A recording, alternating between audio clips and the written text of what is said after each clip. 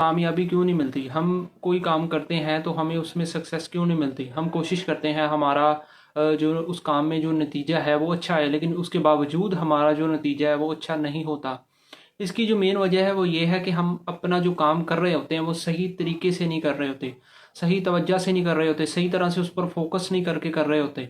याद रखें, अगर आप किसी काम को सही तरीके से नहीं करेंगे तो आप उस काम को कभी भी उसमें जो अच्छा रिजल्ट आपको देखने को नहीं मिलेगा।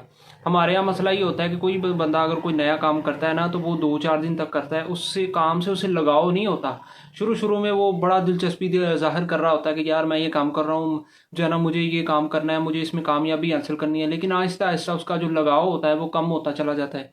यही मेन वजह होती है कि हम अपने काम को सही तरीके से नहीं कर पाते, जिसकी वजह से हम अपने काम में जो है वो कामयाब नहीं हो पाते। आप कोई भी काम करना शुरू करते हैं तो या करने लगे हैं तो अपने उस काम के साथ जुड़ जाएं, उस काम पर अपना सारा फोकस लगा दें, इधर उधर की बातों को नज़रअंदाज करें, इधर उधर के कामों को नज़रअंदाज करें, अपने मेन काम पर फोकस लगा दें। जब आपका फोकस सही हो जाएगा, आपका ध्यान सही हो जाएगा, आप सही तवज्जो अपनी तवज्जो को ठीक कर लेंगे, तो यकीनन आपको अपने काम में कामयाबी मिलेगी।